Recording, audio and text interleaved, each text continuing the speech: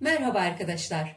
Bugün harika sunumu ve lezzetiyle nefis bir ana yemek hazırlıyorum. Sultan kebabı, tavuk eti, yufka ve sebzeler ile hazırlanan beşamel soslu çok güzel bir tarif.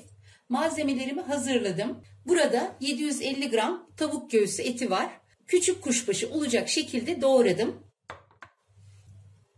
Burada da sebzelerimi hazırladım. Şimdi sebzelerimi küp küp doğrayacağım. Öncelikle 4 adet soğanım var. Benim soğanlarım küçük olduğu için 4 adet kullanıyorum. Normal iri boy 1 adet kuru soğan yeterlidir veya en fazla 2 adet kuru soğan yeterlidir. Yine 2 adet sivri biber, 2 adet havuç, 3 adet de kapya biberim var. Bunları şimdi küp küp doğruyorum.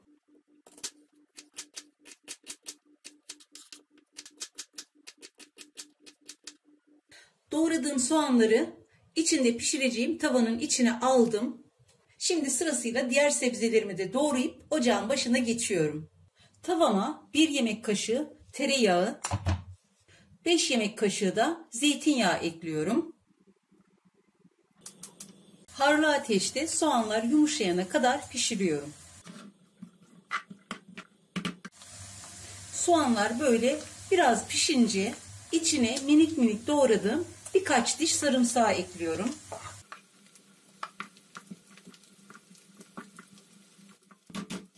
Soğanlar böyle cam gibi parlayıp yarı pişmiş kıvama gelince kuşbaşı doğradığım tavuk etlerini içine ekliyorum. Şöyle dolu dolu 1 çay kaşığı da tuz ekliyorum. Tavuklar suyunu verip tekrar çekinceye kadar pişiriyorum. Tavuklar suyunu çekti, bu yağı. Şimdi sırasıyla sebzeleri ekleyeceğim. Önce havuçları ekliyorum.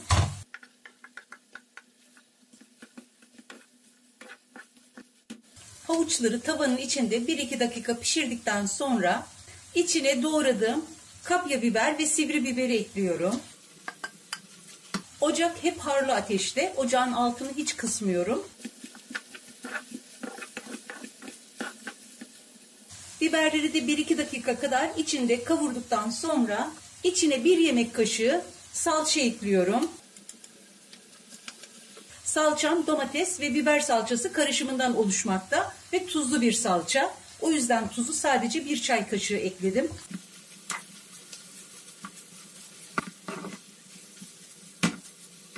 Salçayı da biraz kavurduktan sonra içine yazdan hazırladığım 1 su bardağı domates sosu ekliyorum. Domates sosu yerine 1 adet iri boy domatesin rendesini de ekleyebilirsiniz. Bu aşamada içine 1'er çay kaşığı karabiber, pul biber ve kekik ekliyorum. Özellikle karabiber ve kekik tavuk etine çok yakışmaktadır. Bütün malzemeler böyle iç içe geçtikten sonra içine 2 su bardağı haşlanmış bezelye ekliyorum. Bezelyelerim çok iyi pişmiş olduğu için en son ekliyorum. Eğer bezelyeleriniz yarı pişmiş vaziyette ise salçadan önce ekleyebilirsiniz.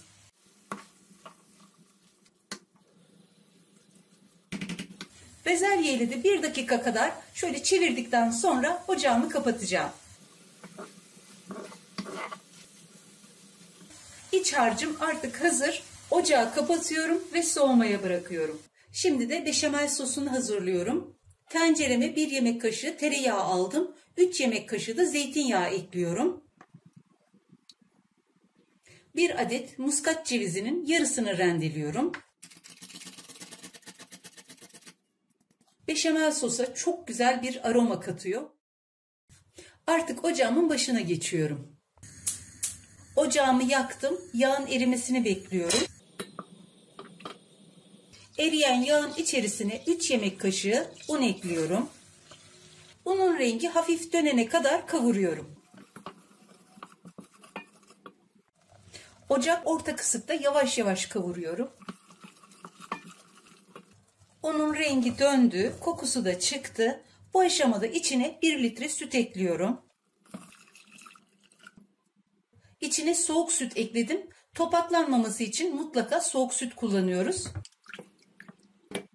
Ocağı harlı ateşe getiriyorum ve kaynayıncaya kadar sürekli karıştırıyorum.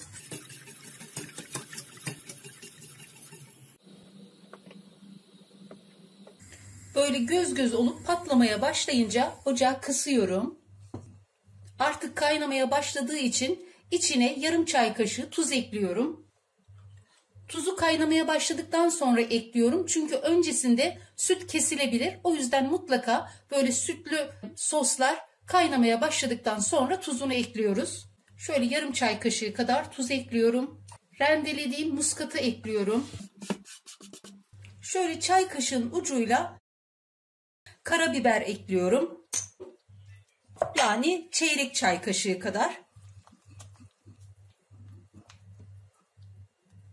Şöyle 1 dakika kadar karıştırdıktan sonra ocağı kapatıyorum. Sosum hazır ve diğer işlemlere geçiyorum. 2 adet yufkayı tezgahıma serdim. Bunları 4'e bölüyorum.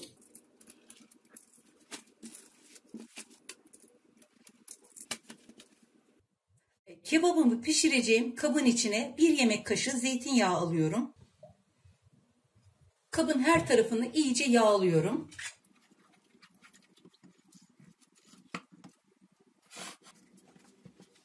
Şimdi şöyle derin bir kasenin içine yufkaları sırayla alıp kenarda parçalanmış yufkadan da bir parça daha tabanına alıyorum ve hazırladığım harçla içini dolduruyorum.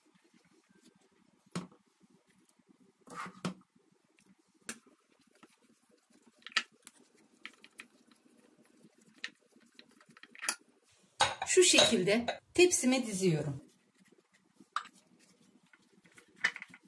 Tekrar içine bir parça yufka daha koyuyorum.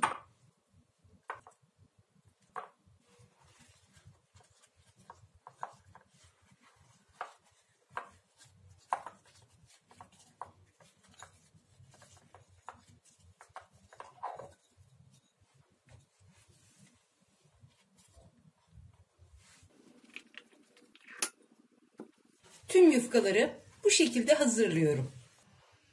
Yufkalarımın hepsini hazırladım. Şimdi beşamel sosunu dökeceğim.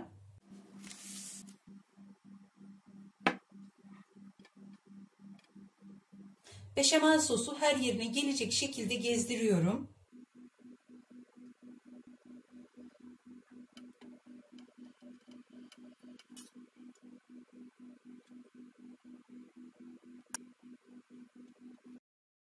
Tepsimi önceden ısıttığım 180 derece fırına verip 10 dakika kadar fırında tutacağım. Yaklaşık 10 dakika kadar fırında tuttuğum tepsimi tekrar çıkardım. Bunu yapmamdaki amaç beşamel sosun dokusunun birazcık güçlenmesini sağlamak. Dokusu biraz böyle güçlenen beşamel sosun üzerine önceden rendelediğim 200 gram peyniri yerleştiriyorum.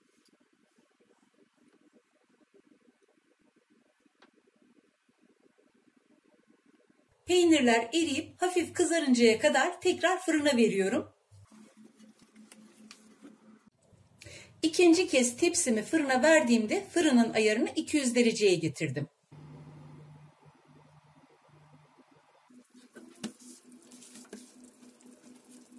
İlk sıcağı çıksın, servis tabağına alacağım.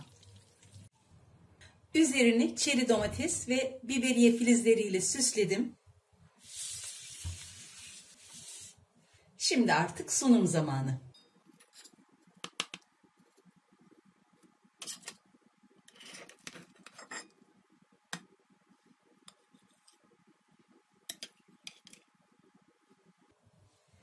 Gerçekten çok harika, çok lezzetli bir yemek. Mutlaka yapın ve deneyin derim. Yapacak ve deneyecek olan herkese şimdiden kolay gelsin, afiyet, şifa olsun.